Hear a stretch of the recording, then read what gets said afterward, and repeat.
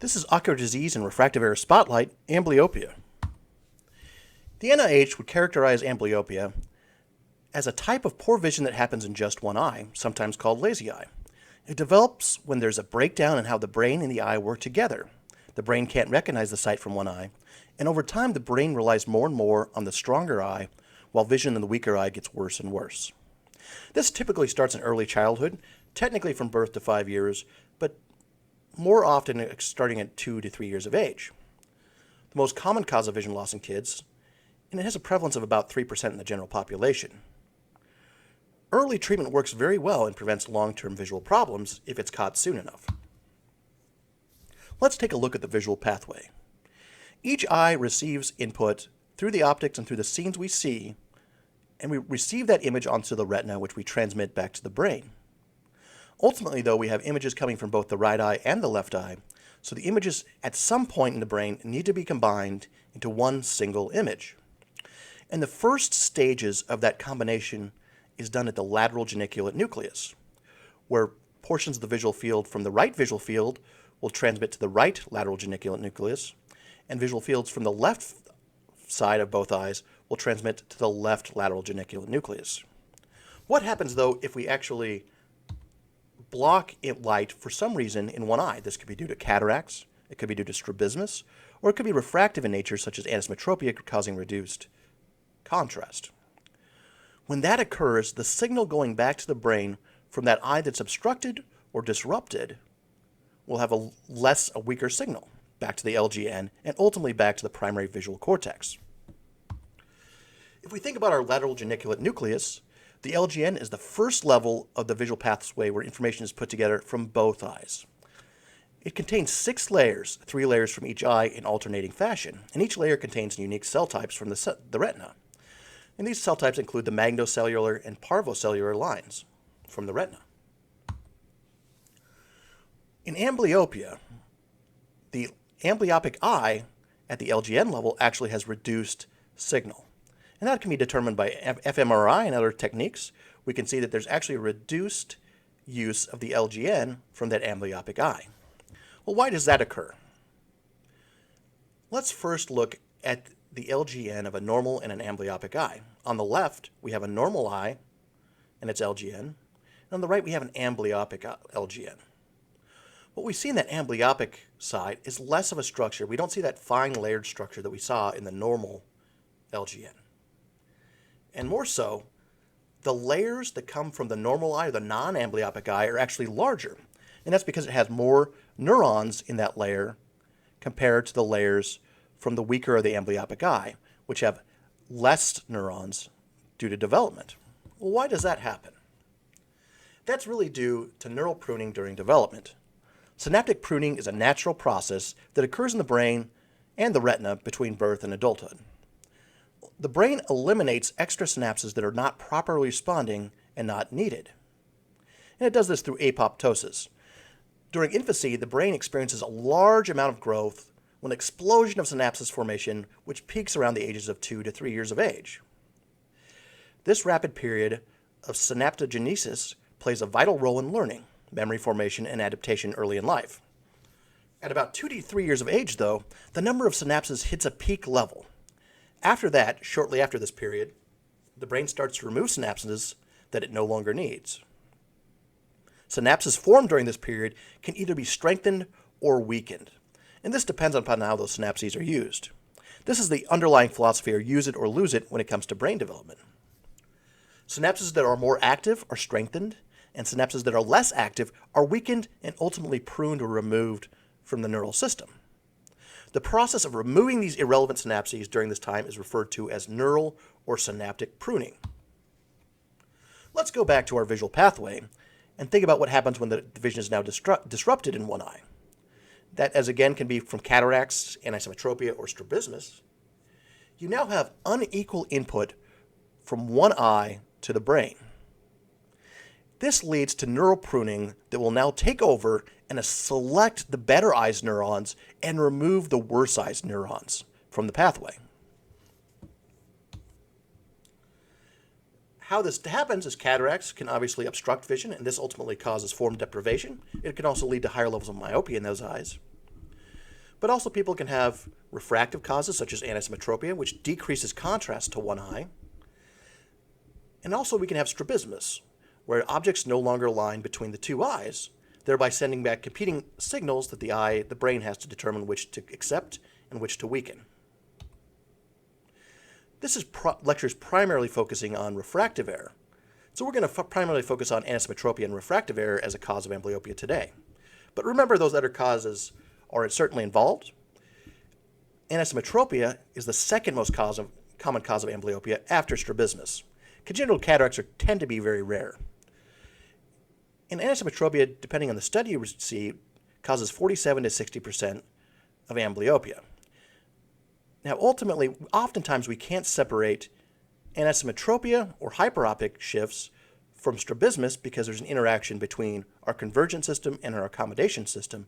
So oftentimes you'll find that those both exist at the same time. And that's why it makes it very challenging to get a true measure of the cause of the amblyopia. It's most common, though, in compound hyperopic anisometropia. When there's a 1 to 2 diopter difference between the eyes, the risk factors for amblyopia is about 30%. And it goes up to about 50% at 3 to 5 diopters. Any difference between the two eyes in a hyperopic direction of 1 diopter or more increases your risk for amblyopia. So you might ask the question, why does hyperopic anisometropia matter more than myopic anisometropia? And that's really different due to the focal position of the image. The more hyperopic eye is never in focus. Conversely, though, in the myopic eye, the eye is sometimes in focus at a very specific distance, someplace up close, so when the patient looks at something near, they could be seeing through that eye and getting signal back to the brain. Conversely, though, the more hyperopic eye never sends a signal back to the brain that's clear and focused. And we can see that here with our prevalence of amblyopia.